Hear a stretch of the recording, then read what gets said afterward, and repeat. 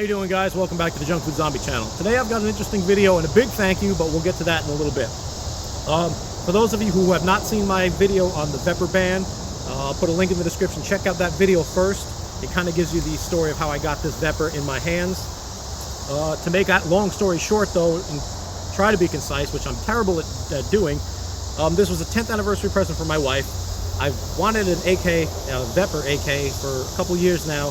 And for my 10th anniversary, she decided to buy me one. Now, although 545 is my preferred cartridge overall for an AK, although I love 762, being that I had a Wasser 2 in 545, and I didn't have an AK in 762, and 762 is a more powerful cartridge and it's harder on the gun, if I was going to get a VEPR, which is overbuilt with the heavy receiver and the heavy barrel, I would go for the 762 first. And then down the line, I'd get the 545. Lo and behold, 3 days after I ordered this rifle, the sanctions took place and the ban happened on the Russian AKs. No more Russian AKs coming into the country. So I got this. I paid for this when it came in a few days later. I was ecstatic to have it, but I was kind of heartbroken there was no 545. So I decided to check some websites, and they sold out like that. There weren't any anywhere, and people selling them on Gun Broker were selling them for, you know, $500 more. They were, you know, well over what the going price of the rifle is.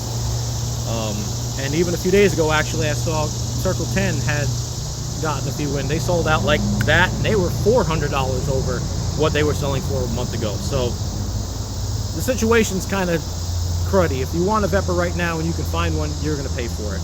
Are they worth the extra money? As someone who really wants a VEPR, they're my favorite AKs. And now that they're banned and they're hard to find, obviously demand, supply, all that, they're going to go up. Would I pay $1,400? I probably would, just because I like them that much, but it's kind of pushing it. I'd rather not. So I was thinking, what can I do to get another high-quality AK in 545? Now, I love my Wasser, and they're built out of military parts from what I know. And that thing, you know, it takes a lick and keeps on ticking. It's a great gun. However, when you compare them side by side, and maybe I'll do that for you in a video in the future, the build quality differences are apparent. These are a little nicer finish. The attention to detail is a little bit better in these rifles. So I decided that I'm going to try to find something good. Now, a lot of you people might mention Arsenal. I like Arsenal. They do, on occasion, have canted sights. They do have some build quality issues. Their finish, don't look at it too hard. It might start bubbling. Okay, I'm exaggerating a little bit there, but their finish is not the best finish in the industry by any standard. But it's definitely, their build quality in the Arsenal is excellent. Their quality is there. The finish can be redone. It shouldn't have to be redone in a rifle that you're paying $1,000 for. However, it's a good option. I would love to have something Russian, because that's the country of origin for AKs. It's kind of, for me, historically, I kind of dig that idea. But I've always wanted a Polish AK as well, so I'm not close to the idea of getting an AK from somewhere else. And at this point, we don't have much of a choice. So I decided, what's better than a VEPR? Or at least what's as good as a VEPR? And then I was looking around, and thank you to one of my subscribers, who I will mention in a moment, I found something better than a VEPR.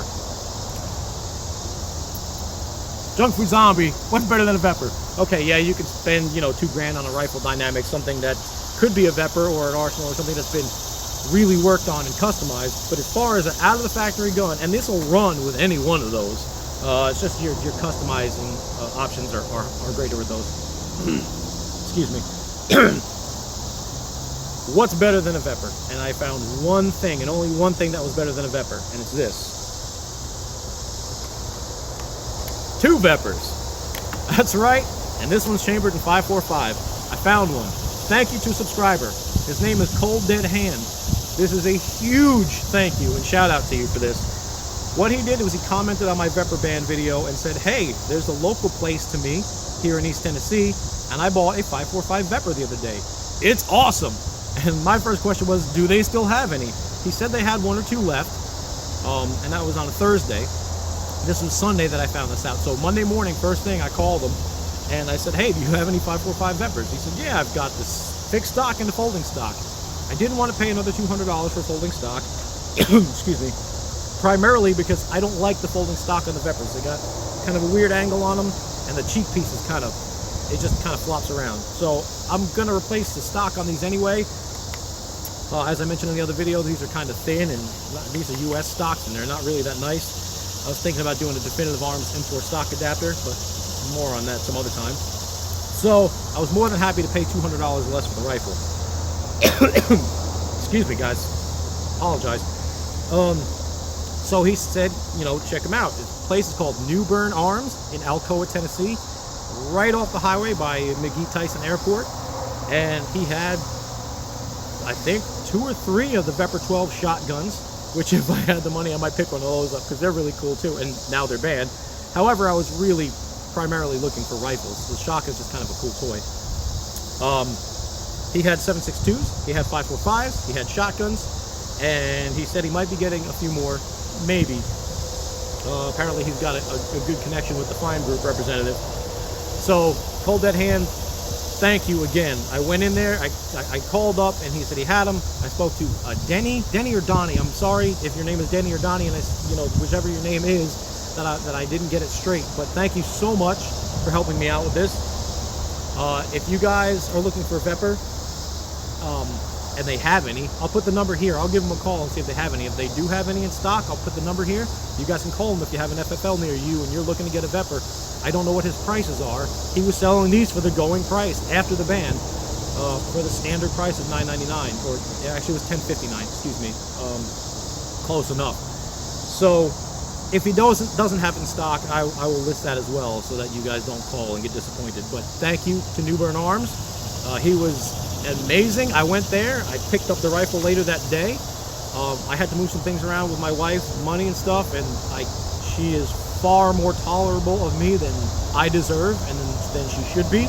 However, thank you so much to her for being the best wife anyone could ask for. Thank you to Cold Dead Hand for telling me about this, because without that, I may never have gotten my hands on my favorite AK. So, for that, send me a message, a private message on YouTube with your shirt size and your address. I'm going to send you a shirt, and I'm going to try to maybe get a couple stickers made up as well.